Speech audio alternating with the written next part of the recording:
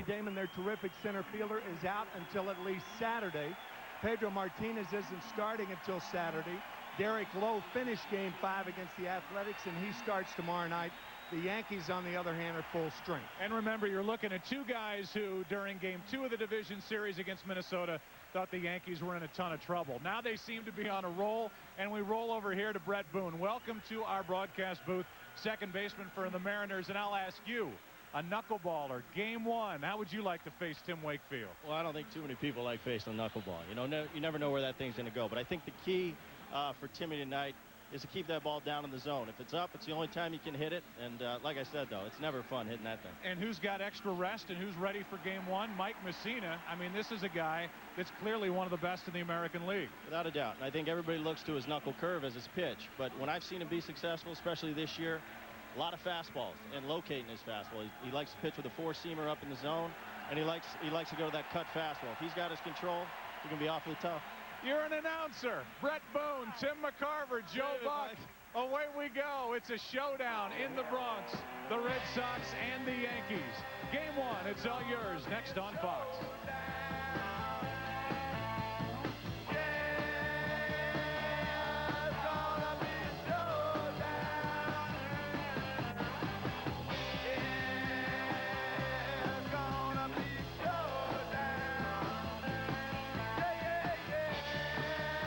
On Fox is brought to you by Volkswagen. On the road of life, there are passengers and there are drivers. By Sprint, proudly offering picture mail and PCS Vision picture phones. By Gillette Mach 3 Turbo for the closest shave with less irritation even against the grain. And by Bank One. Find the credit card that fits you best. Individual answers, Bank One. Well, so far, these playoffs will wear you out. It's night after night of gut-wrenching, fist-clenching, nail-biting action, and here we go in Game 1 of this ALCS, and here's Mike Messina. And the numbers on Messina, he won his first 7 starts of the year. As Brett Boone said in the opening, a fastball change and a knuckle curve. You cannot think with Messina. He's very shrewd on the mound, and primarily because he controls both sides of the plate, inside and outside. First pitch of the ALCS is to Todd Walker. Strike one on the outside corner. It'll be Walker, then Miller, then Garciaparra. We'll give you the rest of the batting order in just a second, as the Red Sox try to fill in for the injured Johnny Damon.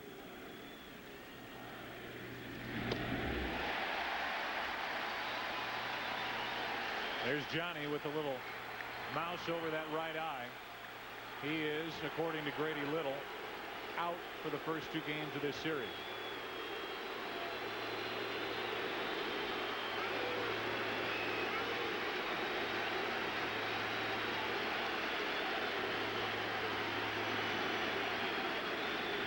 Ball 1. True to form, 3 pitches, outside, inside off the plate, just misses away. He's got no pattern. I mean, like you said, you can't guess with him. 1 ball, 2 strikes. Inside to Walker, and he chops it foul. Obviously, when you lose a guy like Johnny Damon, you are taking away an element that the Red Sox really can't replace. I mean, this is a team that is a plodding team. They are a team that pounds the baseball. But as far as a speed element, getting on and making things happen, Damon is the one and only guy that can do that. Soriano. Wow. Take a look at the rest of the lineup for the Boston Red Sox, brought to you by State Farm. We know about Todd Walker. How about Bill Miller, who's coming up? Nomar Garciaparra hits third and short. Then it's Ramirez, Ortiz, and Millar with Nixon, Mirabelli, and Kepler. And this was a record-setting offense for the Boston Red Sox during the regular season. They barely scratched out enough in the division series against Oakland to advance to take on the Yankees. Here's Bill Miller.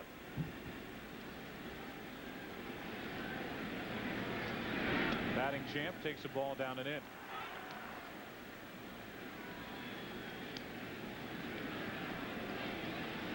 And there are the numbers against Oakland. This group hit only .211. So you're not going to see any averages or any big run production that'll knock you over, statistically speaking, for the Red Sox in what they did against A's pitching.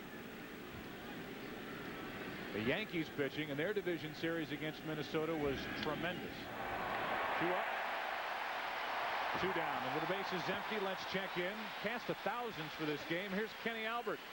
Well, Joe, I spoke to Johnny Damon just before the game, as you mentioned, targeting a possible return on Saturday in Game 3.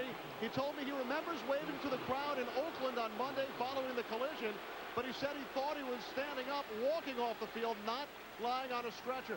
It's also not his first career concussion. He was a free safety in high school. A tight end by the name of Warren Sapp came across the middle. That was career concussion number 1. Joe? Kenny, thanks. Wow. Well, that was a frightening collision, to say the least, and it's just good to see Johnny Damon up, walking around, and even talking about potentially playing over the weekend in Boston.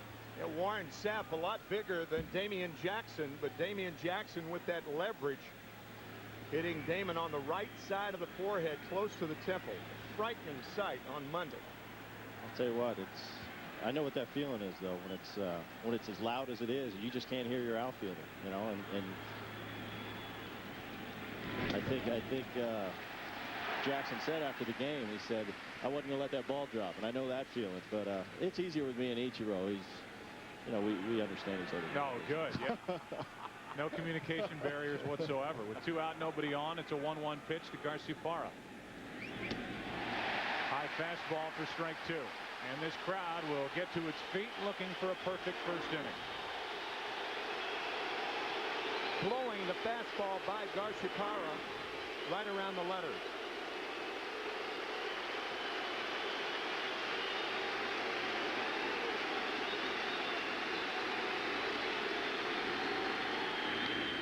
That's backing out of play. Garciaparra in his career in the postseason is hitting .358. Trying to get on in front of Manny Ramirez, who had one huge swing of the bat in the division series against the A's.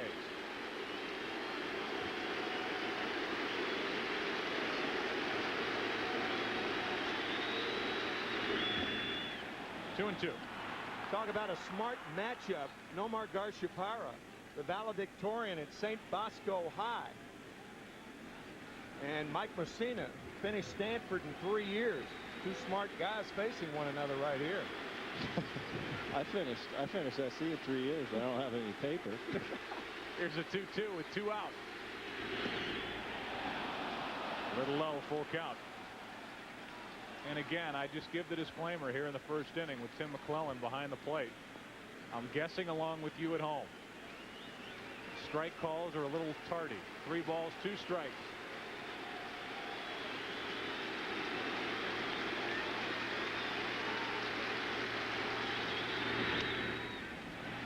To the right side, Posada, and it'll stay 3-2 on Garciaparra.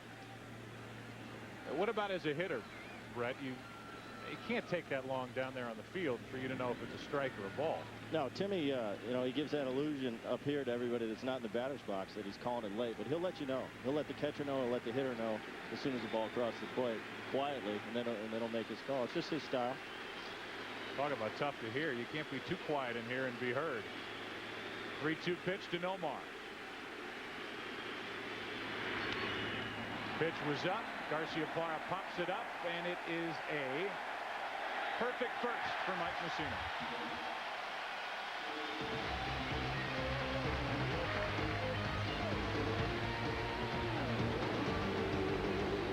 Field will be floating that knuckleball to the plate here tonight in the Bronx. The starting lineup for the New York Yankees brought to you by State Farm.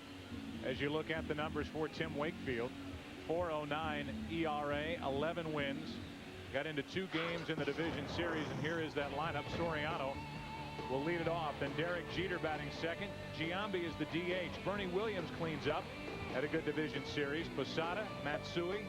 Aaron Boone is at third base. Nick Johnson at first. Juan Rivera, all of a sudden, is a guy that Joe Torre wants to count on in right field. He's batting ninth. In lieu of a scouting report, we decided to give you a quote tonight that's pretty easy to remember.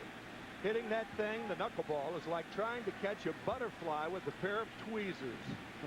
Said by a wise, ancient man. That's inside for ball 1. That's too far inside. Soriano is leading off 7 out of 19 in that division series against Twins pitching. You hear all kinds of theories about how best to try and figure out where the ball is going to end up. And one thing I hear, a theme that runs throughout just about every dugout when you talk to guys, is moving up in the batter's box against a knuckleball pitcher. I think that's true. I think it's like a left-handed changeup. You know, Tommy Glavine in the mid-90s. I mean, when he was just at his absolute best. It's the same as knuckleball. You got to get in front of the box and catch it before it breaks. 1 ball, 2 strikes. Soriano leading off. And it's high, 2-2. And that still doesn't always work, by the way, if you were wondering. I was wondering. Well, that last one was a dangerous knuckleball. That's a ball right around the shoulders. 2-2. Popped up. Right side and easy for Nixon. 1 away. Leadoff man is gone. Jeter coming up, and again we check in with Kenny Albert. Joe, after the top of the first, Yankee catcher Jorge Posada made a beeline for the grounds crew tunnel. The area behind home plate was uneven following player introductions. Grounds crew brought out the rakes and took care of it. Joe? Kenny, it might have been Challenger, that beautiful bald eagle that came swooping in and I think was a little off course. Scared the heck out of the guy stepping to the plate, Derek Jeter, who bats with 1 out and nobody on.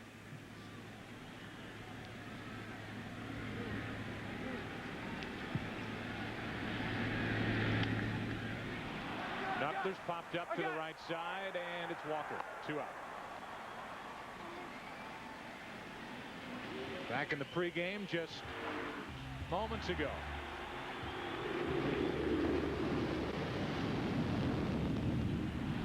And Derek Jeter and Soriano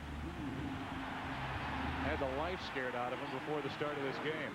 That is one huge eagle. What are you saying, Tim? The wingspan on that thing was 3 players wide. Yeah. From Soriano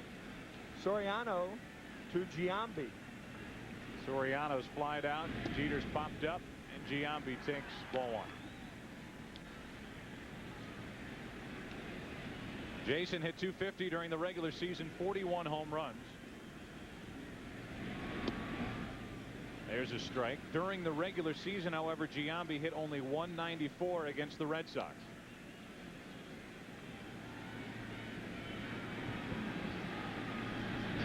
The entire left side of the infield almost is wide open with Giambi at the plate. It's the third baseman, Miller. It's almost playing up the middle like a shortstop might.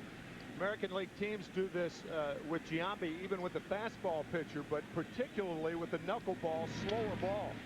And right into the defense. Giambi grounds out to Walker. So a perfect first inning for each side. A little scary at the start for the Yankees. And after 1 ALCS game 1. Duck. No score.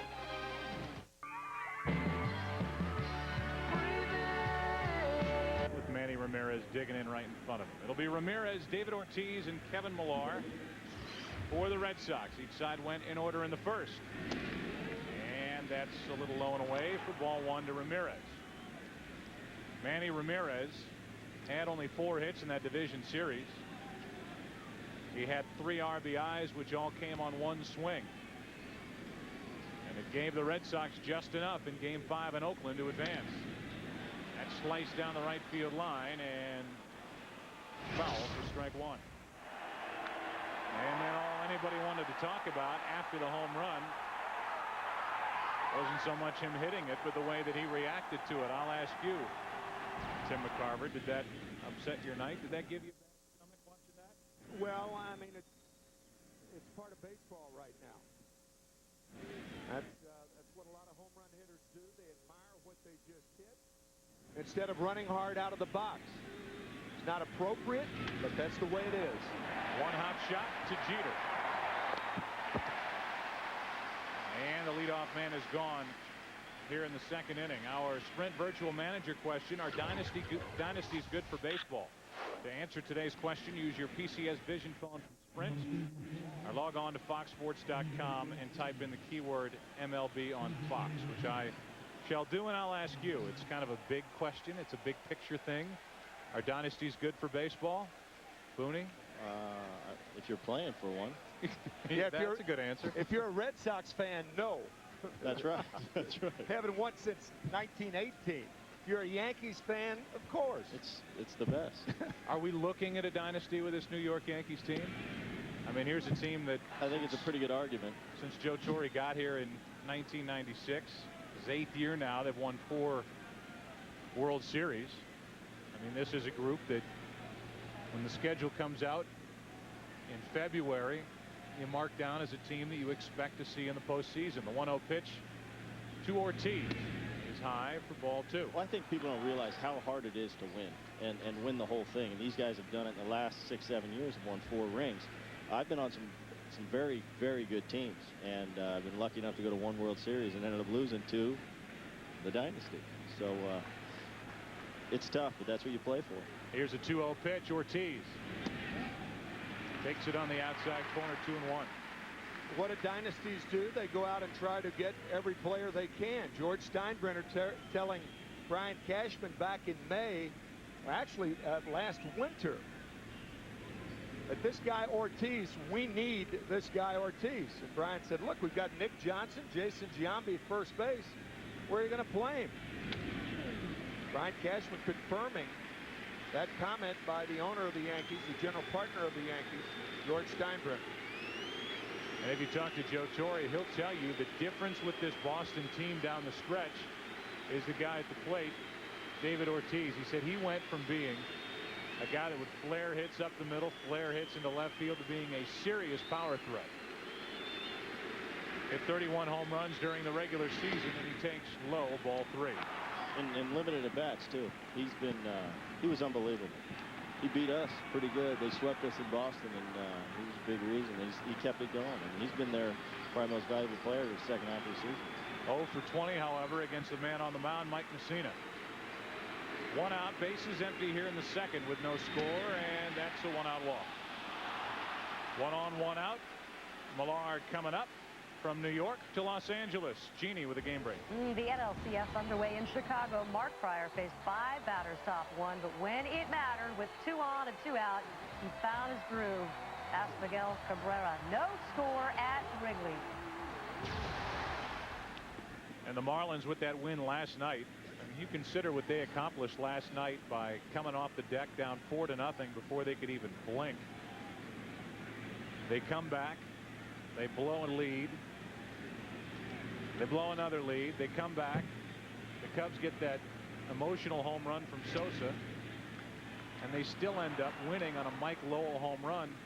And when you've got to face Pryor twice and Wood twice coming up, that's a game that if you're the Marlins, you've got to win. Without a doubt. I think it's back to a couple years ago when it was Randy and Schilling. I mean, those are 2 horses. 1 on, 1 out. 1-0 pitch is inside. It's 2-0. We talked about how this postseason will wear you out if you're watching every pitch. 14 of the 19 games decided by 2 runs or less. 4 extra inning games. 3 of the 4 division series won by the quote-unquote underdog. And then everything that happened in that Marlins-Giants series, which every time you watched for 10 minutes, something crazy happened. And you could say a lot of the same things about the Boston-Oakland series.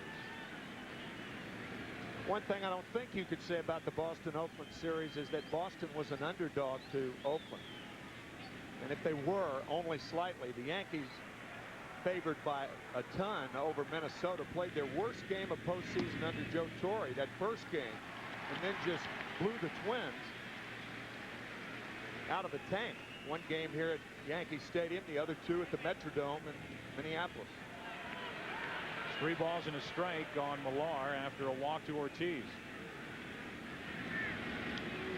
Mussina, not typically a guy that you have to worry about control. Come in a matchup like this and you think that about Wakefield. Mussina's a guy who walked only 40 during the regular season. Less than 2 per 9 innings, 4th in the American League.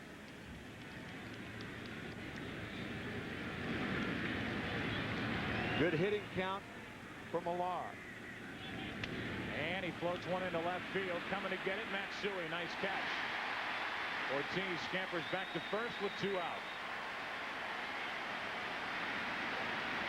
I think the reason Mike is his walk total so low, he's got that ability to throw the ball just out of the hitting zone, but to the hitter, it looks like a good pitch to hit. And there's not too many guys that have that ability. You know, 2-0, he'll throw you a pitch just out of the zone. You think it's right down the middle coming out of his hands, and next thing you know, you're fouling it back. So I think that has a lot to do with it.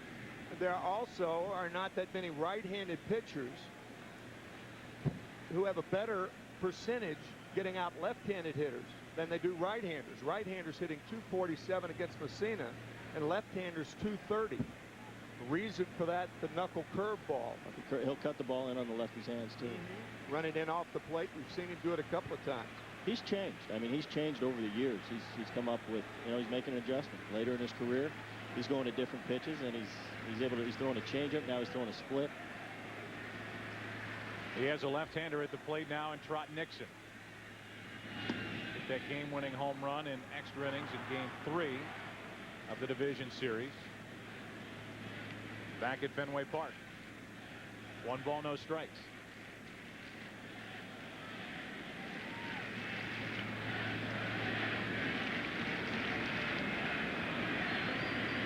Runner at first, 2 out, and Messina falls behind Nixon 2-0.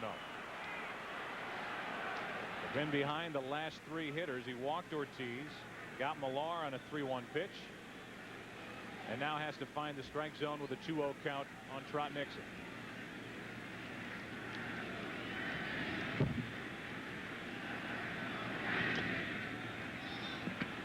Don't know if that would have been a strike, but with Posada having trouble catching it, no chance, and it's 3-0. Yeah, usually pitchers will not get this as a strike, even though it was low anyway.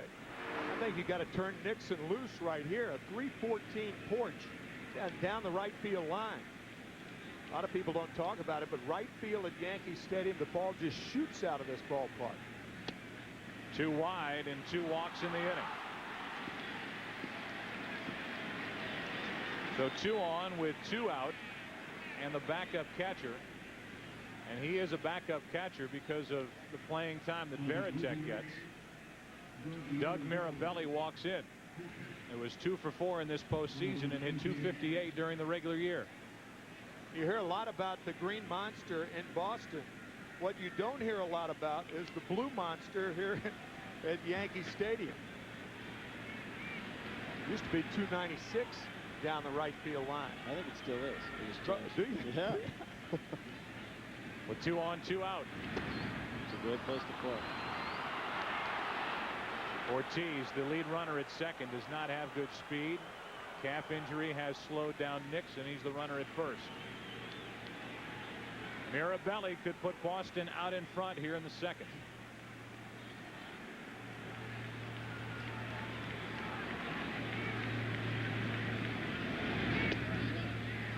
Up and away, 2-0.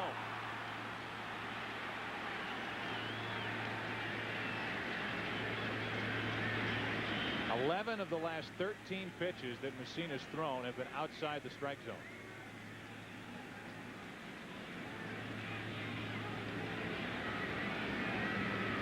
Mirabelli will be looking to crush a 2-0 pitch, and it's outside. 3-0.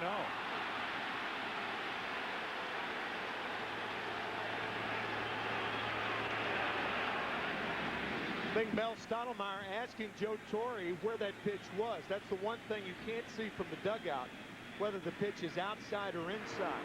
You can determine height. That ball was outside. Now a 3-0. 3 balls and a strike. A lot of times from the side view, what the manager's looking for, or coach is looking for, is where his catcher sets up. If he hits the glove, you know, he might be sitting just off the plate. But they're looking where he catches the ball and assumes it's a strike. Messina's pitch running back, hitting the inside part. Now a 3-1. Full count. The runners will take off on this 3-2 pitch. And that's important for the Red Sox because both runners are slow. Ortiz at second base and Nixon at first.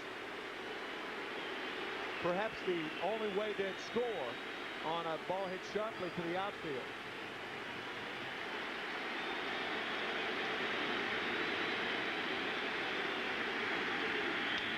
Easy back to Messina.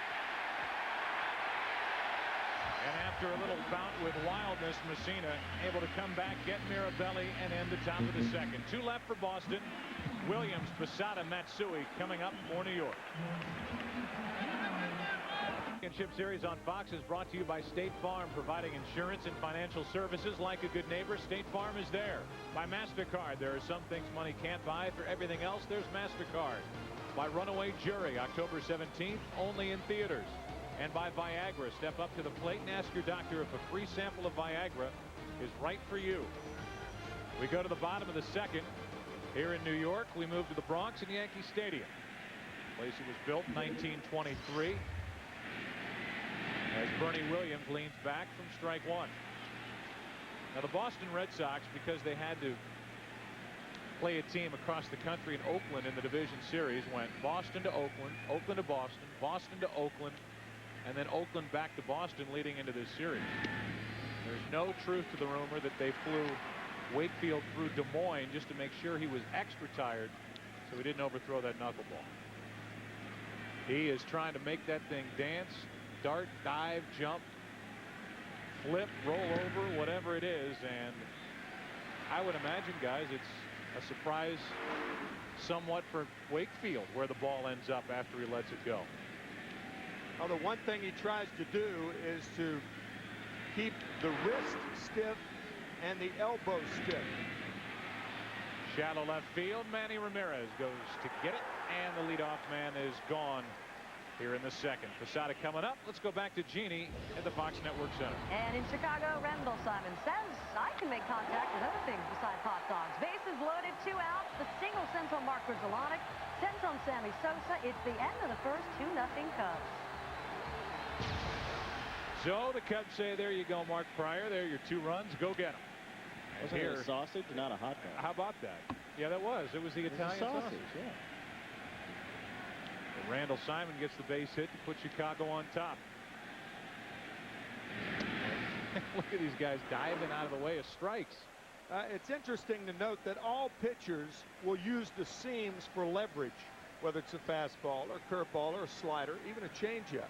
But even knuckleball pitchers, you tell with Tim Wakefield, and there's that stiff release. The knuckleball really is a misnomer. You use the fingertips to push the ball toward home plate. Most of the time you don't throw it, you push it up there. That stayed up, and Posada hopped on it and gets a 1-out base hit to right. And Joe, you're talking about fatigue and Tim Wakefield as Posada gets the first hit of the game. You're talking about fatigue. Rarely will a manager take a knuckleballer out of a game because he's tired. It's only because he's ineffective, because they could throw all day. Wilbur Wood 30 years ago started a doubleheader for the Chicago White Sox. Both games. Both games. Yes, sir. 1 on, 1 out for Matsui. Hideki Matsui, who hit that Game 3 home run for the Yankees. A big shot in their win that afternoon at the Metrodome. Takes a strike. For a knuckleballer, a pitch count of 150 is not a problem, unless it's in the first inning. There are a lot of guys. It says unknown, but there are who is a lot of pitching coaches that have said that. Blowing away, 1 ball, 1 strike. Now I know the first one we didn't put the answer to who that was, but I have a feeling. Do you know who said that second one, or is that just? I do not. No, unknown. It's like anonymous. 1 ball, 1 strike. Might have been taken off a gravestone someplace. Who knows?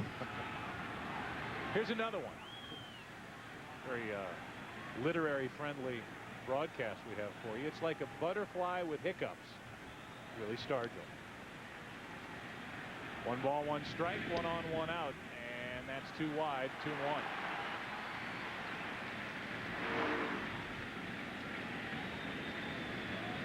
One thing you have to do, whether you catch it or hit it, That was a curveball right there. First curveball of the game by Wakefield. Look for that knuckleball. The one thing you have to do if you catch it, you have to wait. And if you hit it, you have to wait for it to develop.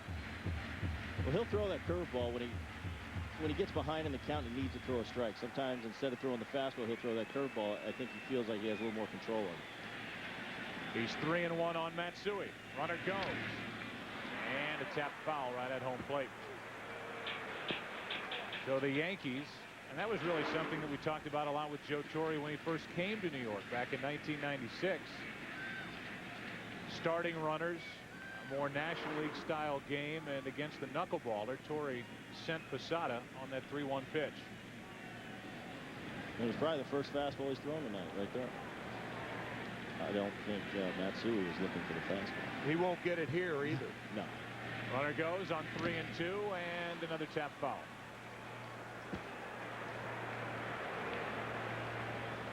Doug Mirabelli had 13 passed balls this year. He caught all but 2 innings of Wakefield's 202 1/3 innings. Regular catcher of the Red Sox, as everybody knows, Jason Varitek. He had a terrific year, and in large part responsible for the Red Sox being here tonight for that play he made in Game 3, blocking off Eric Burns of Oakland, blocking him off a home plate. And really just what he does all year. I mean, does. He is back there night after night after night. He is a leader on this team. Runner goes, and another foul by Matsui. And there are certain guys you can look at, and you can know from a distance that his teammates respect what he does. And Varitek is a guy that you know is in that category. And when he talked to his teammates, they verify that. Nomar did not shave his head. Johnny Damon did not shave his head. Other than that, everybody for this Boston team, good luck, solidarity, all shaved their head. Grady Little. Grady Little. Yeah. It's an appropriate night for the bald eagle to open the festivities. And there's that. Here's a 3-2 again. Matsui dumps a base hit into left field. And Posada will hold at second, 2 on, 1 out. Jorge Posada is not a good base runner. When you're running on this count right here with 1 out against Manny Ramirez, in my view, you got to try to take third base. Ramirez is not a good left fielder. You're running with the pitch. By the time the ball gets to Ramirez, he's a little past third base. If you're thrown out at third, in my view, that's a good base running play. Try to get got the bottom part of the order here. Including Aaron Boone, bottom part of the order. The number 7 hitter, 3 out of 15 against Minnesota in the division series. He takes a strike, and he is the brother of the man sitting to my right, Red Boone. Hey. I don't have too much to say. That's all right. I worked sit back and watch. I worked with him last night on the knuckleball. We'll see how it does. 2 on, 1 out, no balls, 1 strike. A big rip. It's 0-2. It's not what I told him.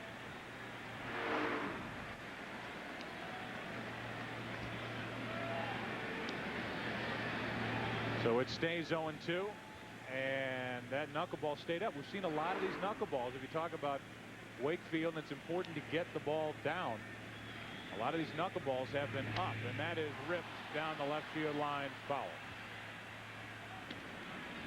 It's still 0-2 on Aaron Boone.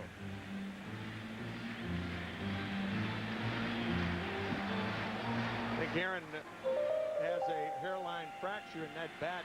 A lot of times you can't see those little cracks because of the pine tar on the bat. Take that one off the trademark.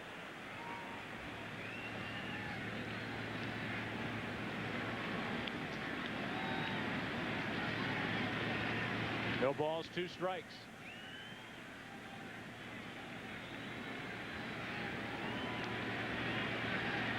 Wakefield, no strikeouts yet. Retired the first 4 and has given up back-to-back hits to Posada and Matsui. Hard hit and foul down the left field line. Another pitch that was up, and Boone jumped on it. That was close. If it goes over the bag and hits foul, it's a fair ball. But clearly that ball foul.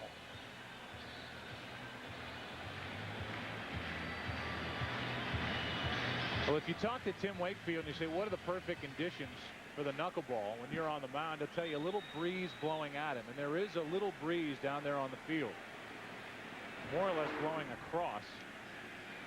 I've seen a lot of these knuckleballs stay up. That one dives down, and the count 1 ball 2 strikes.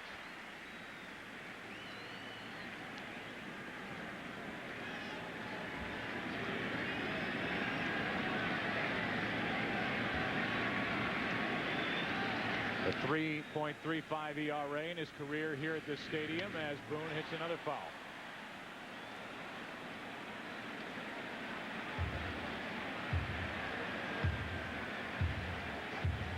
Aaron Boone picked up at the trading deadline from Cincinnati. Gabe White, a left-hander, came with him. Gabe White has done so much to impress Joe Torre along with Felix Heredia that Chris Hammond has been left off this ALCS roster. That's popped up. Shallow center, and Kepler comes on. 2 out.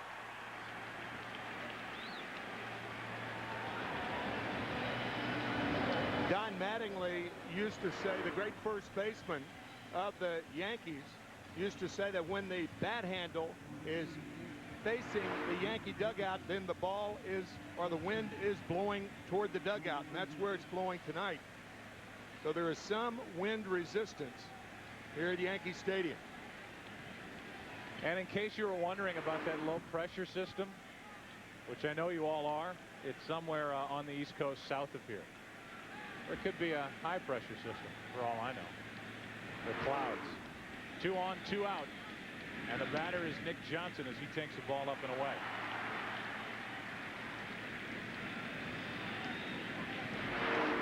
As long as those things aren't there. Timmy, your Doppler. He's gone Doppler on. Joe Doppler is our partner. That's fouled back to the screen. 1 ball 1 strike. Anybody who's watching in a bar somewhere with the sound off just saw that. Somewhere along the East Coast. I thought he was watching the Weather Channel. Yeah, they called home. Honey, did you see that? What's coming our way? Where are you? Why are you watching that game? 1-1 with 2 on, 2 out. On the inside corner. So there, it's all clear. Don't do anything to it. Put all clear or something. No, we are clear.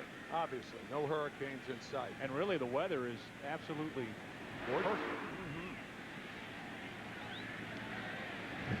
Our weathermen for this ALCS game 1. 1 ball 2 strikes on Nick Johnson with 2 on, 2 out. 67 degrees at game time.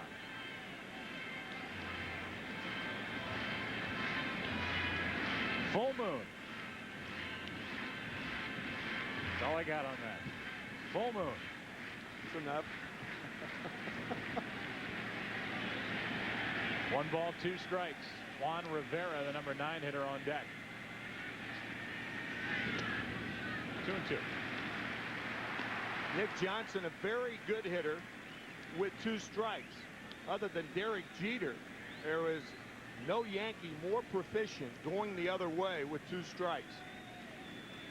Derek gets the ball to right field with 2 strikes, and Johnson's very good at going to left field with 2 strikes. It's it to first. It stays fair somehow, and the inning will come to a close. The ball looked like it was going to go foul, but as you all know, when you hit a knuckleball down the right field line, the first base line, it'll certainly come back fair. No score after 2 in the Bronx. Slip getting out of the box, and any chance of beating that ball, which had Kevin Millar well behind the bag, went out the window on that. As Kepler lines one into right at Rivera, and the leadoff man is gone here in the 3rd. Let's check in again with Jeannie Zelasco for a game break. And more from Wrigley. And prior to this scene, Mark Pryor had given up a double, a single, but he got out of trouble with 2 strikeouts and a popper. The Cubbies clinging to the 2-0 lead. I say clinging because look out for those Marlins. Bottom 2. So they have had chances to score on Pryor in the first and second innings. But the more you see of Mark Pryor, the more you just marvel at how good he is. He was big league ready coming out of USC. Spent about 18 seconds in the minor leagues. With 1 out, nobody on, Walker pops it up. That's Bernie Williams, and that's 2 out. Tomorrow, baseball's postseason continues at 8 Eastern, 5 Pacific on Fox with Game 2 of this ALCS. Derek Lowe and Andy Pettit. What a game Pettit pitched in the division series against Minnesota, and Derek Lowe did a little bit of everything for Boston. And Friday at 8 Eastern, 5 Pacific, Game 3 of the NLCS as they go to Miami. Kerry Wood takes the hill for the Cubs against Mark Redmond. Sports' biggest month of the year continues tomorrow only on Fox. As a strike is poured into Bill Miller. Cubs and the Marlins going down to South Florida, of course, for Game 3. The Marlins drawing 130,000 people for the 2 games played against the San Francisco Giants there. 1 ball, 1 strike. A series that ended with Pudge Rodriguez making a play at the plate. That's the first time in postseason history that a series has ended with the play at the plate. Well, when you think of what Pudge Rodriguez has done, as Miller fouls one out of play off to the left, here's a guy who late signs a 1-year deal for $10 million. And if he doesn't go back to the Marlins for some big discount, he has earned himself a huge contract next year. He's right back in the forefront. What he's done with that pitching staff, what he's done at the plate. Real leader on that team. 1-2 pitch. 2-2.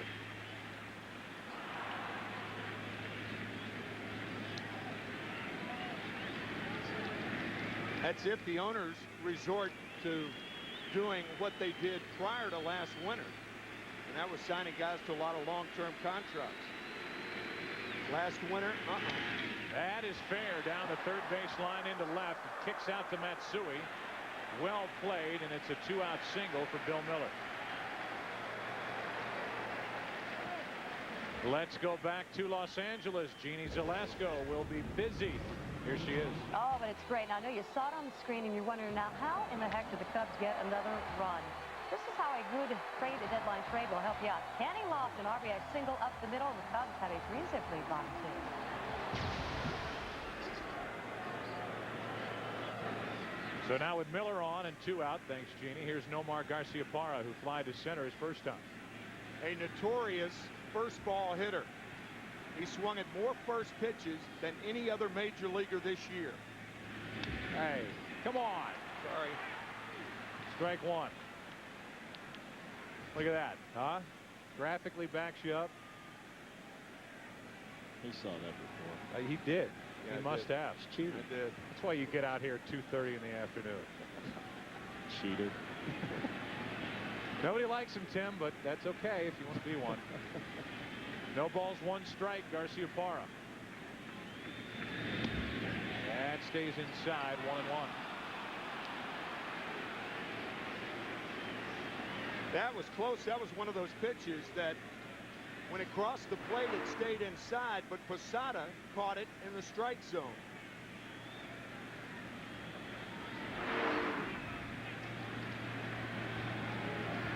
One and one. On deck is Ramirez. Garciaparra trying to turn that 2-out single into something. Strike 2.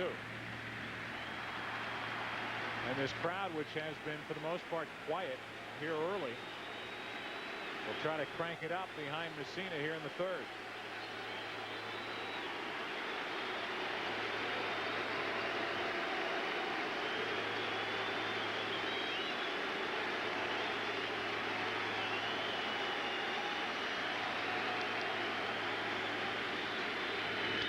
To third and foul. I know Jeannie's just waiting for the right time to jump back in here, because I see up on the scoreboard it's now 5-0 Chicago. That's what we'll be looking at all night. Well, there's no score here in New York in the top of the third.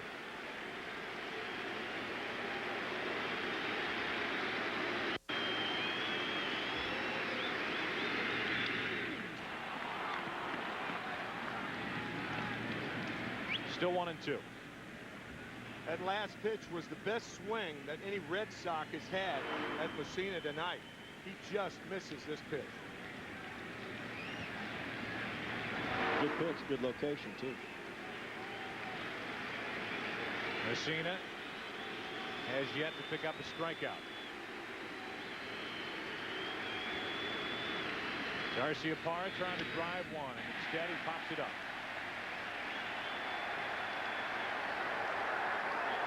That'll do it for the Red Sox here in the third. Let's check in again with Jeannie Zelasco. Hey kids, me again. It's Sammy, and Sammy has a bat. I wonder what's going to happen. Do-do-do-do-do-do. Hop, hop, hop. Yes, the Cubs have a 5-zip lead. Sammy's second home run of the postseason. More from the Bronx after this.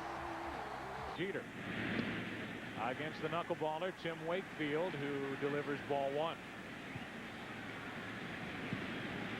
Tim Wakefield was on the 1999 Boston Red Sox, a team that lost to the Yankees in 5 games in the ALCS, as that shattered bat ends up all the way behind Miller at third base and shallow left. And it's 1-1 on Juan Rivera.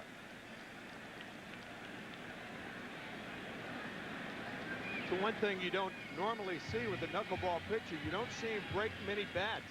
That one sawed right off the trademark.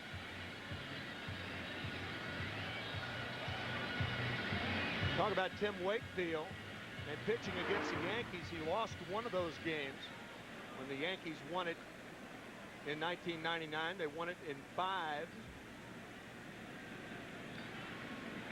Here's 1-1. Late swing, strike 2. The last time Tim Wakefield won a postseason game was back in 1992 when he pitched for Pittsburgh.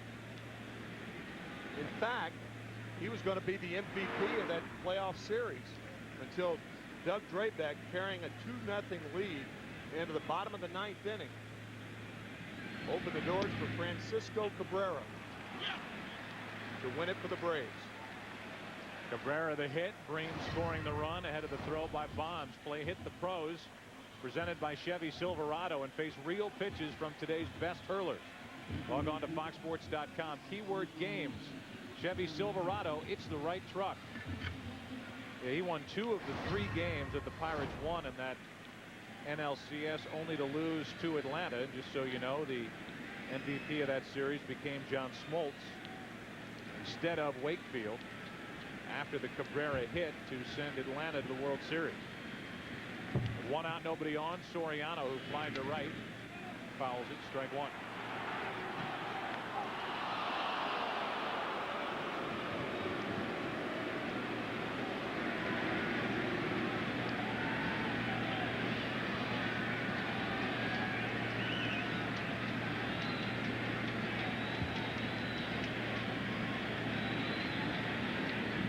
Wakefield got around 2 hits in the second, and Soriano takes a strike. It's 0-2.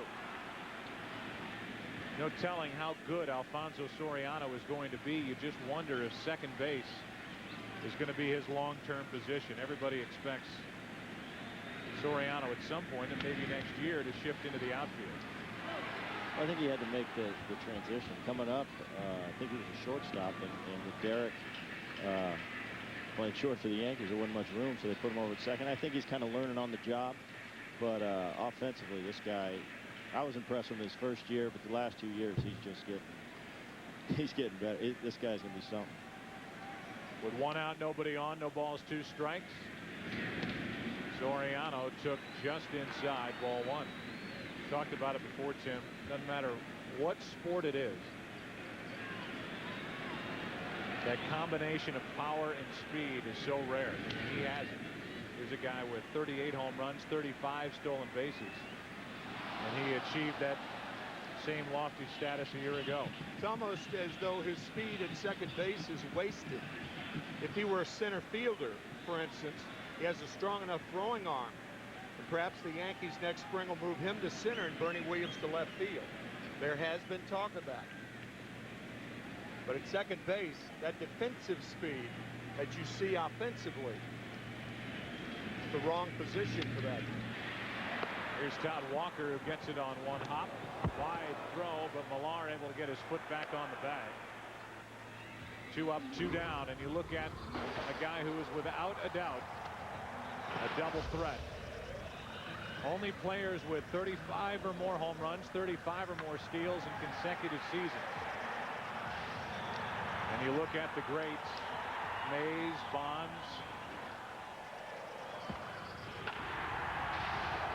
and now Soriano. That's it.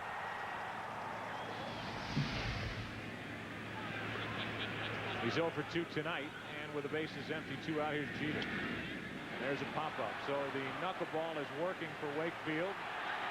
And Miller juggles and makes the catch. And Wakefield ends up face down. Well, Wakefield tried to grab Miller so Mirabelli could make the play. He's trying to pull Miller out of the way and unsuccessful. Pops up. Wasn't pretty, but it was effective. No score after 3. Fox is brought to you by Radio Shack, official sponsor of Major League Baseball. By Old Navy's Painter's Pants. They'll work for you. By Chevy Silverado, it's the right truck. And by America Online. Look for 9.0 optimized coming this fall. First pitch is a strike from Mike Messina to Manny Ramirez. It's Ramirez, Ortiz, and Millar. If anybody gets on Nixon for the Red Sox. Boston has 1 hit. The Yankees have 2.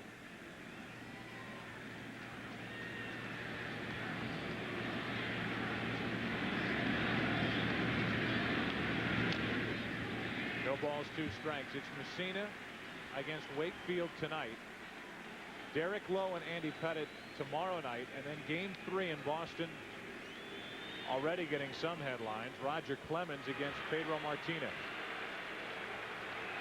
Same matchup we had back in 1999, and with all the hype, it ended up a 13-1 Boston victory. The only win they got in that ALCS. And 0-2. Foul. Dangerous into those seats down the left side. The count's still 0-2.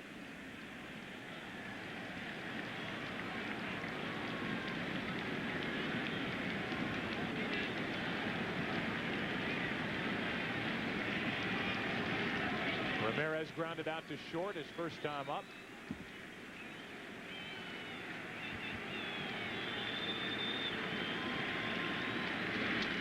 And just sticking the bat out, Messina knocks it away, and that is a base hit.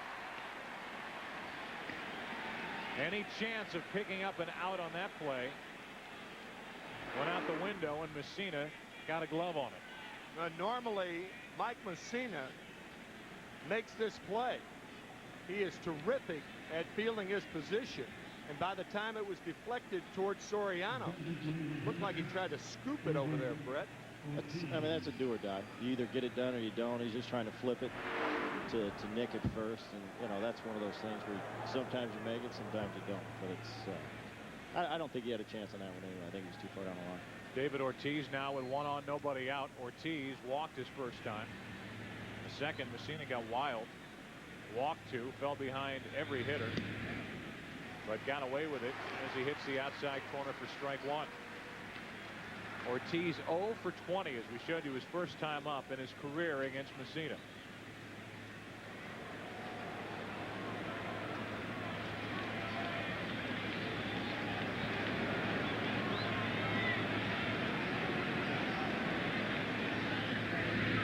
During the regular season, this Boston Red Sox team had 26 home runs against Yankee pitching, and Ortiz had 6 of them. Had 4 in less than 22 hours on that Saturday. Back in July, Friday night, Saturday afternoon. 4 home runs in less than 24 hours. Messina has him set up at 0-2.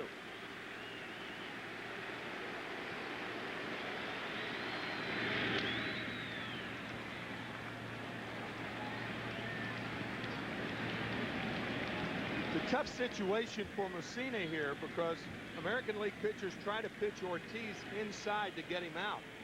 You don't want to risk that with Johnson holding the runner at first base. Too many mistakes. Posada pointing to his head saying, you've got to, it's 0-2, don't throw him a strike. There's one up and in, ball one.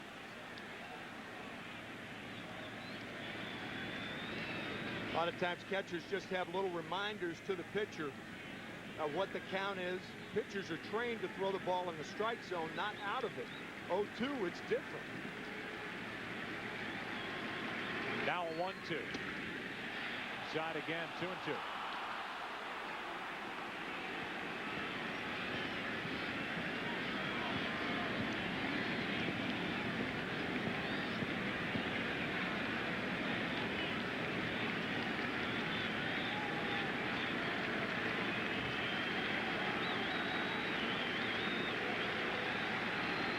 Going away here. And Ortiz just got a piece. Remember the 2 fastballs that missed inside? The reason for that, he wanted to go away to get him out. And Ortiz stays alive. A little cue shot foul.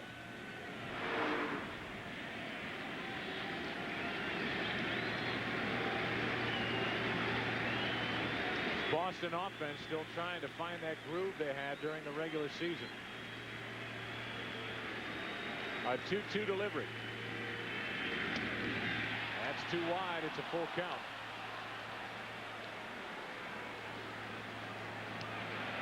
So Messina had Ortiz at 0-2. And now the count's full.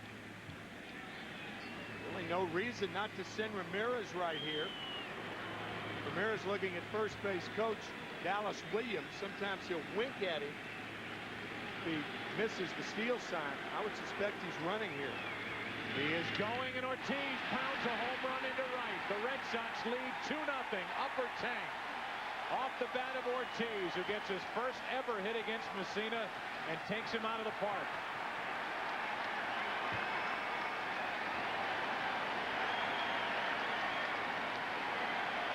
His 7th home run against Yankee pitching this season.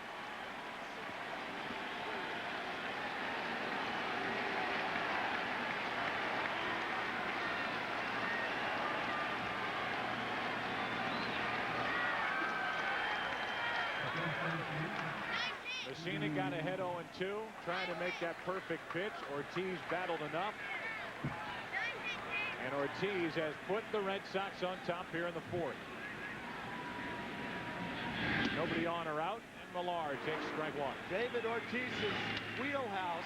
You can see Posada sitting inside, the ball tailing back over the fat part of the plate. He hit that ball a ton. Brett, you were saying before the game that the one thing about Messina is he throws few pitches down the heart of the plate. I mean, you saw that right there. He got ahead 0-2.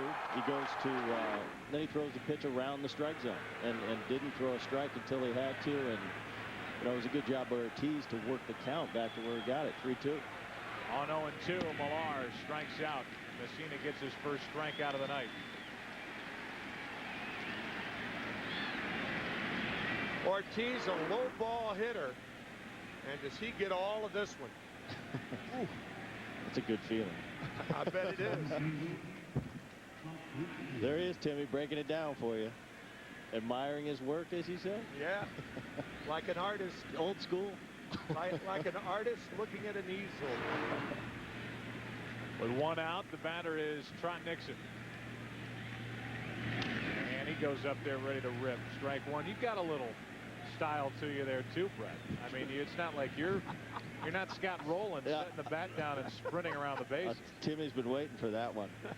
I mean, it's about time that we just get it out in the open. I mean, it's been sitting there since the first inning. And what are you referring to? Your little bat flip. Oh, man. You hit the home run, you flip the bat, and you do your style around the bases. That evolved, though. That evolved. I've always flipped the bat. I've just added a little. Yeah, a little flair, a little extra. Flair, a little flair. You know, I don't mean anything by it. Yeah. I'll tell you in a minute after this pitch. Okay. With one out, nobody on, 1 ball, 1 strike. know I don't mean anything by it. Nixon grounds a base hit to the right of Soriano. And a good job by Rivera to go over and cut it off. 1 on, 1 out. It started for me. It was you know, pitchers striking me out and pumping their fists and doing a dance on the mound, and I had no problem with it. I didn't get offended by that, but I had a little flip, and I hope they don't get offended. Yeah, well, can't blame a guy. I run though. I run. I mean, this is part of the game. This stuff doesn't bother me at all, but I have never stood down in that field trying to get these guys out. Timmy? You know, a little flair, a little emotion, a little showboating. I know it upsets a lot of people, but if it's not done a ridiculous amount, exactly, big deal. It's baseball. I think you got to have fun, and today's game is different than it was years ago. Pitchers are pumping their fists. Hitters are hitting home runs and watching them a little bit. You see a lot more hitters hitting home runs and watching it a lot than you see pitchers pumping their fists. Now you got All right, here we go. Got me. Here we go.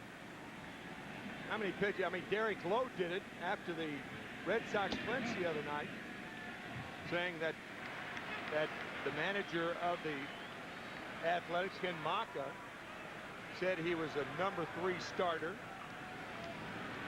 And Rick Peterson, the pitching coach, and he made what the Athletics said was an obscene gesture to the Oakland dugout. For those in it, not to the dugout, but the guys in it. Well, I didn't see it. You know, I know Derek a little bit. I played golf with him. He doesn't seem like that type of guy to me. But I did not see the you know, I saw him the strikeout, but then I kind of tuned away, and you know, I heard a lot the next day in the paper. Timmy, speaking of bat flips, you know the home run I remember you hit when you hit the grand slam. Yeah, when I passed. If you'd have had a bat flip and walked a little bit, you might not have passed it. That's one more homer point for you. One more.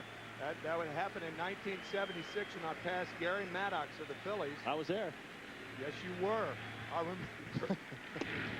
That's blowing away. 2 balls, 2 strikes. For those of you who may not know, Bob Boone, Brett's father, and I were teammates with the Philadelphia Phillies for a lot of years.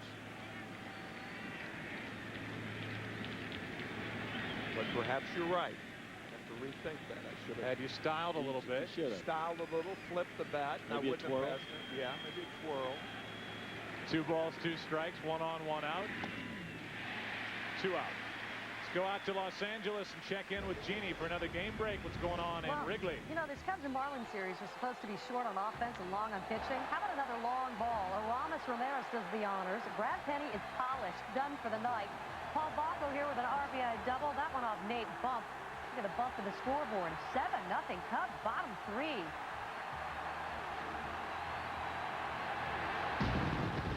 Jeannie, thanks. With a runner at first here and 2 out. Messina deals, and that's up and in ball 1. One of the effects a lopsided score like that could have at Wrigley, as you look what happened last night, 4-0 early through 2 innings, and the final score was 9-8. But if it stays as lopsided as it is, you could see a guy like Mark Pryor maybe get a little bit more of a break at the end of the ball game. If you're going to bring him back later on in this series, to be that much stronger. At Wrigley Field, it's got to be very lopsided. That's true. I'll accept that. Yeah, I think he's gonna, you know, it's still, he's gonna go as long as his manager thinks he needs to win this game. I mean, it's crunch time, man. Yeah, well, whatever. 1-1 pitch. That's foul outside third. It's just something to think about for later in the game. Did you whatever me? I whatevered you. All right.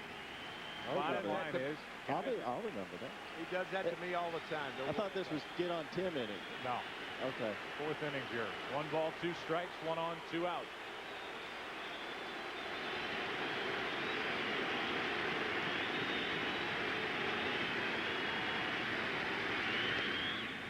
Two and 2. The word sharp. Would you use it tonight for Mike Messina? He's been a little off. No. I think walking 2 batters in the 2nd inning is an indication of how off he is tonight. Of course, you can change. I mean, you've got to stay with the pitcher. If he comes out in the first few innings, doesn't have his stuff, you just have to keep being innovative behind the plate.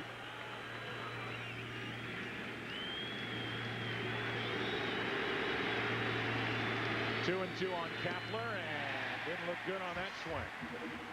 But David Ortiz did on this after a leadoff hit by Manny Ramirez. Ortiz on a 3-2 pitch has put Boston on top in the 4th inning of Game 1. First pitch to Giambi is on the outside corner for a strike. Giambi, Williams, and Posada, the 3, 4, and 5 hitters for New York. And it's Boston up 2-0 on the Ortiz home run. 1-1. Talk about it now, or should we wait for later? Go through the specifics, or does everybody know about it? Sold here for the 1920 season. The Yankees, from that point on, amassed their 26 World Championships. The Red Sox, in their history, have 5 World Championships, but none since they sold Ruth to the Yankees, all between 1903 and 1918. It's in foul ground, and it's Mirabelli who takes in out number 1.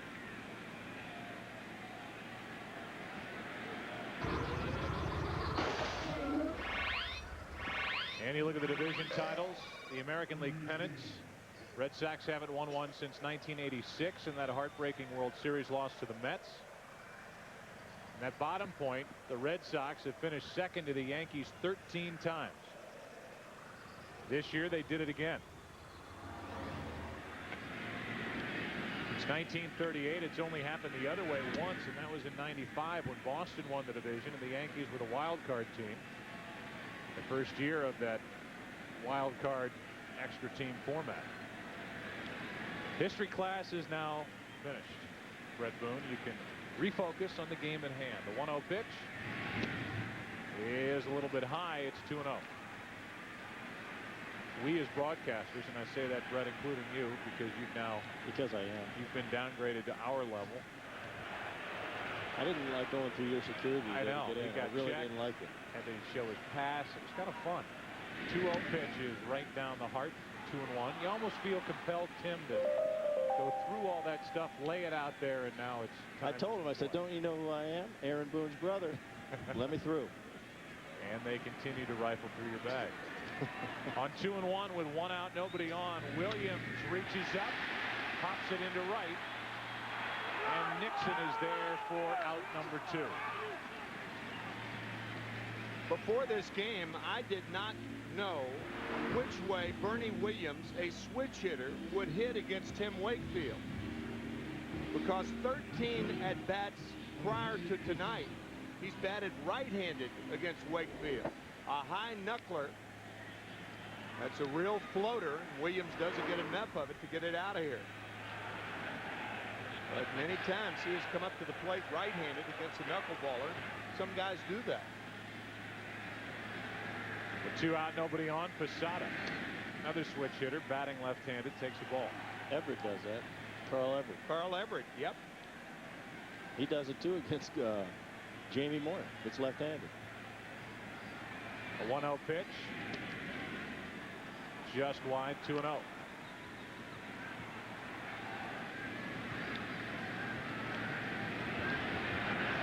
Matsui on deck. Base is empty here in the 4th inning for the Yankees.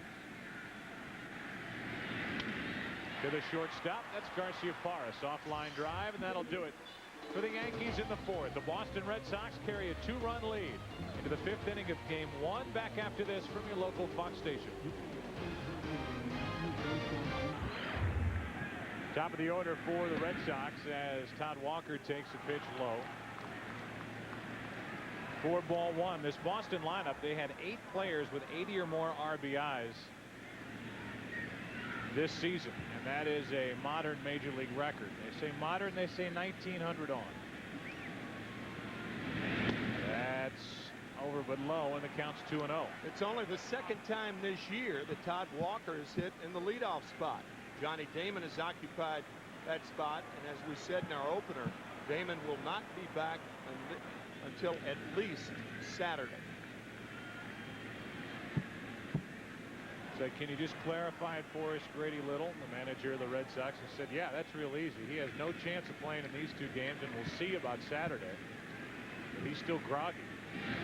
Walker reaches out and pokes one down the right field line. If it's fair, it's gone. It is a foul ball.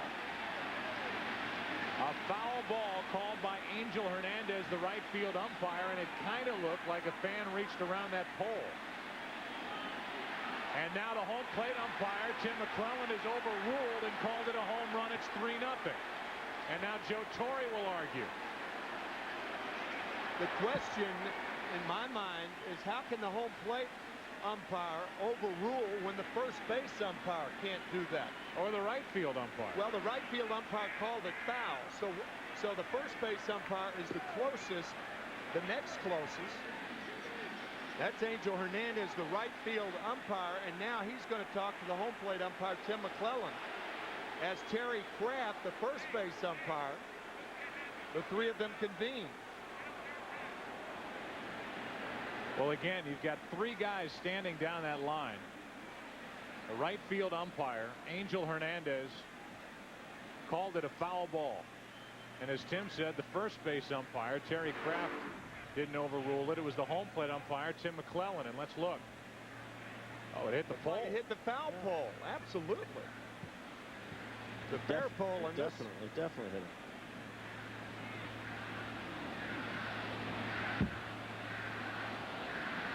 But there, a fan, you're right, Joe, a fan did reach over and perhaps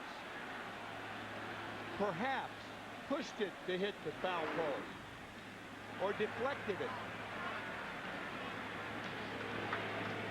There's a guy proud of himself. But a cell phone. It looked like, to me, it looked like the fan missed it and the ball hit off the pole. Looks like there's a change of direction right there.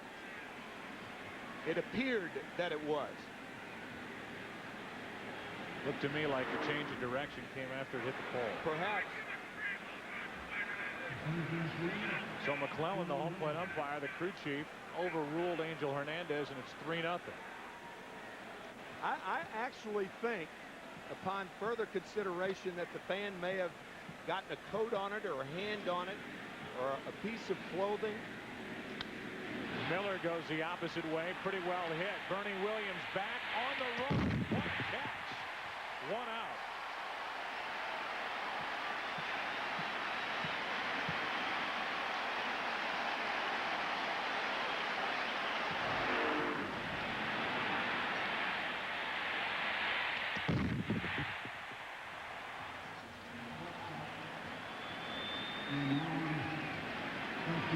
Everybody's been on the center field play of Bernie Williams, especially in the postseason, and that game 1 against the Minnesota Twins in the division series. That was a tremendous catch going back and to his right. Bernie had his left knee operated on May 27th. He's had shoulder problems that go back to last year. Fine play. The ball with enough hang time to give Bernie a chance to get back under it. Good thing the wall is padded. Bernie Williams, a guy who missed 42 games, had knee surgery. He has been bothered really by both shoulders, and it's really affected his throwing. But he is probably, according to Joe Torre, more sore with his shoulders than he is his knee, which was surgically repaired earlier this season. That pitch is low to Omar Garciaparra.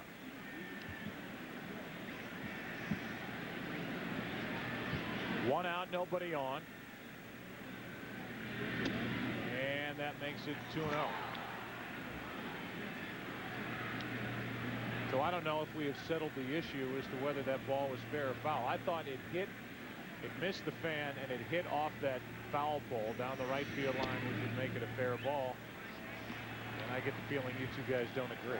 It was very close. I mean, the thing is, I mean, how did Tim McClellan reverse the call so easily? That's the thing that strikes me. I mean, he immediately called it fair. Joe Torre came out, argued a little, Angel Hernandez and Terry Kraft, the other two umpires down the right field line, said, well, you're right and we're wrong. Close. I thought there was a misdirect there somewhere. I don't think it hit the pole. I think it hit his hand. Now, whether it was fair enough, fair or foul, I don't know. Yeah. But I think it hit the fence. Yeah, did he stick his hand out? If it did hit his hand, as Garciaparra goes down on strikes, that's a good split finger fastball there. But if it did hit his hand, did it hit it before it had a chance to hit the pole? It was very, very close. So with 2 out and nobody on, here is Manny Ramirez.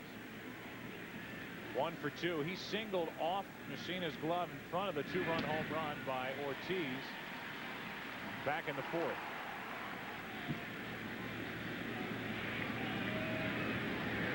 That's an interesting ball hit by Walker at Fenway Park. It's probably fair by 5 feet, wrapping around that pesky pole. Another look coming of that ball down the line. And that's lowered away. 1 ball, 1 strike.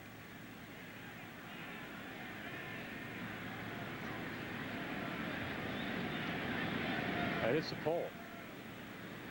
That was a fair ball. And even if it hit the hand in front of the pole, yeah, you're right. It's a fair ball. That's right. Here's one into right. It's got a chance. At the wall, off the bat of Ramirez. A leap, and it's gone. A 2-homer inning for Boston, and they've doubled their lead. It's 4-0.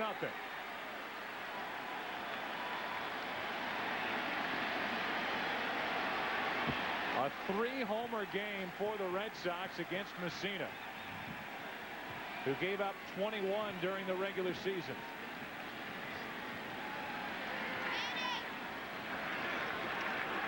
Well, this is more like what people expected out of the Red Sox coming into the playoffs. This was a team that set major league records for extra base hits, total bases, and slugging percentage, breaking a record held by the 27 Yankees.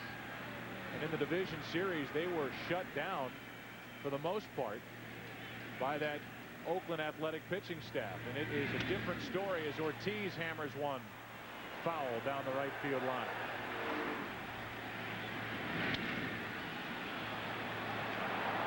What we were talking about earlier, about that blue monster in right field. Everybody critical of the green monster in Boston. Balls just fire out of this ballpark. It's a bandbox. Yankee Stadium's a bandbox. So with 2 out, nobody on, Ortiz a swinging bunt, and Posada out to make the play. But 2 more runs for the Red Sox. The disputed home run hit by Walker.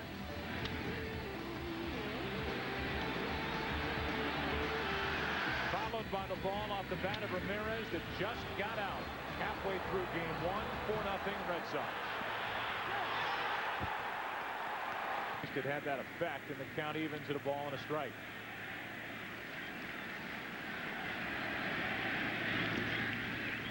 That's low. 2-1.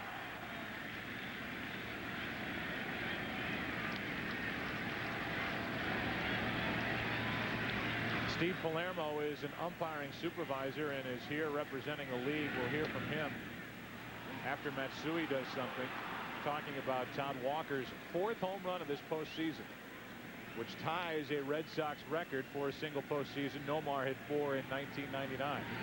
That's hard hit, and there's Walker to his left. Had to wait for Millar to get to the bag. 1 out. Let's go down to Kenny Albert.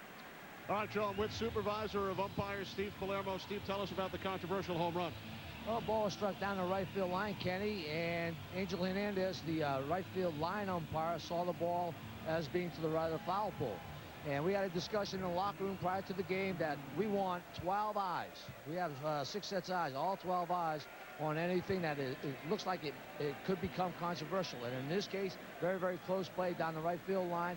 Tim McClellan comes right away. He's 150% sure that that play needs to be overruled. He comes right away. They overrule. This way, and we've always stressed that we want to get the play right. And this way, it doesn't look like Tim is being coerced into something. He comes right away with it without any appeal from the opposing manager.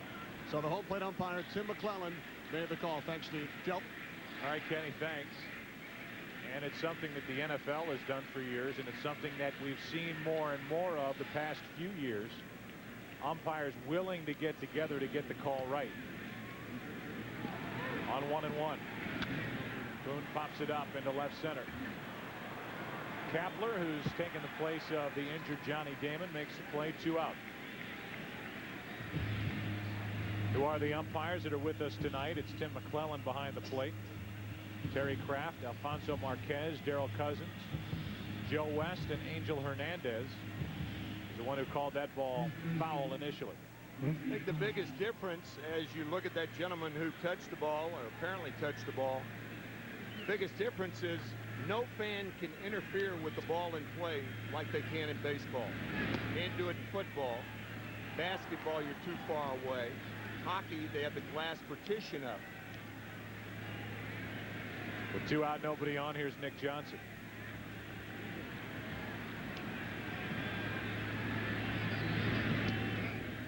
In for a strike, 1-1.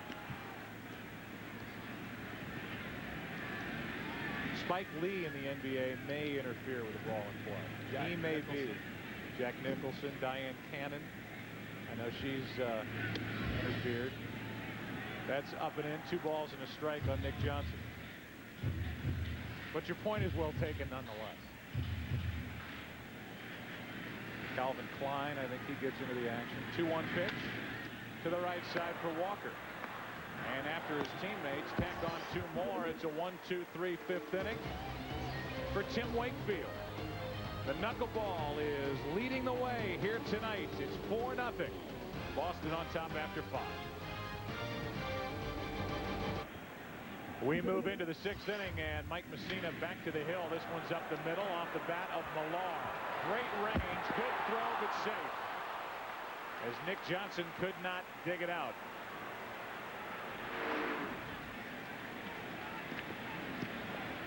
Good strong throw, but too far to go and not enough time to do it. Yeah, he ranged a long way for that ball. That's all you got? That's all I got. Come on. What about the throw? I'll tell you what, for that play and how far he went, that was a good throw. Yeah, I was going to say, I mean, that's got to be the toughest throw you've got, isn't it? It's probably the toughest one going away from the play. But that's when they talk about Soriano and moving in the outfield. When I've seen him play, I've seen him make a lot of just great plays like that because he's so athletic and he is so fast. With 1 on, nobody out. First pitch is on the inside corner to Trot Nixon.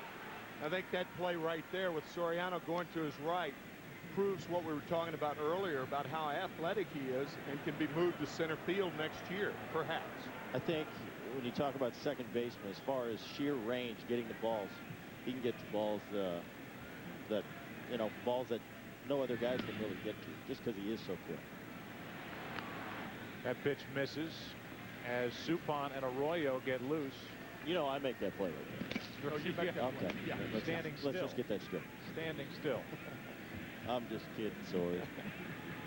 Suppan was added to the list before this round, as Byung-Hun Kim is not on this ALCS roster for the Boston Red Sox. Nixon tries to hold up but can't. A lot of times if long relievers, guys who come into the first 3 innings, if they don't get in by the 5th, they figure they've got to get their throwing in. So I assume that's why Suppan and Arroyo were up. Then if it becomes an extra inning game and it goes to the 15th, one of the 2 would enter the game. One would and could enter the game. Nixon pops it up on the infield for Jeter. 1 on, 1 out. So this Boston attack, which is 4 runs on 7 hits, has completely taken this big Yankee Stadium crowd out of it. Now Doug Mirabelli walks in with Millar at first, 1 out, Kapler on deck. Anybody surprised to see 2 guys warming up for the Red Sox out in their bullpen? I think they're just throwing. I think they're getting their throwing in. I assume that. As I said, you know, if they don't get in by the first 3 innings, then they go ahead and get their throwing in, and then if it's an extra inning ball game, they come back later. But, I mean, Wakefield's been too effective unless he's hurt. Nothing indicates why he should be hurt, though. They didn't broken a sweat yet. No. 1 on, 1 out, 1 ball, no strikes on Mirabelli. That is down and in. 2-0. Seen a lot of 2-0 counts from Mike Messina. He has fallen behind quite a few hitters and has paid the price, allowing 3 home runs this evening.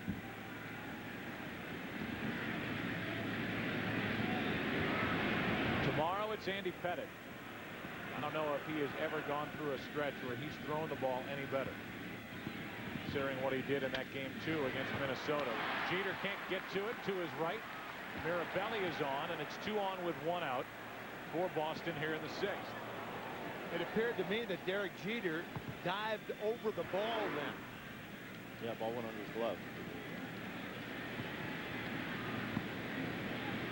Of course, I don't guess he's in a position for the ball to go under his glove unless he does dive. Is that right? Yeah, I mean, we've all done it, and you know, up here it looks, yeah, well, we see him make that play all the time, but when you commit to the dive, sometimes you overdo it, and you know, and you want to kick yourself when you get up. But when you commit to the dive, sometimes you just overdo it. It takes a little different hop on you, and something like that happens.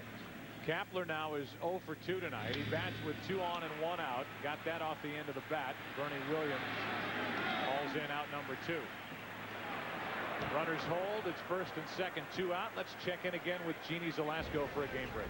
Well, what are you thinking? Alex Gonzalez making noise in Chicago. You know Alex Gonzalez, the shortstop. Alex Gonzalez, the shortstop for the Cubs. Nothing the Marlins Alex Gonzalez can do about that one. 10-0. Chicago, bottom 5.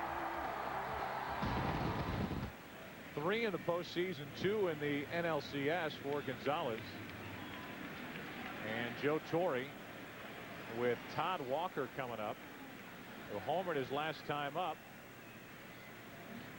It appears that Torre's going to go to the bullpen. So a pitching change for the Yankees here in the 6th with 2 on and 2 out.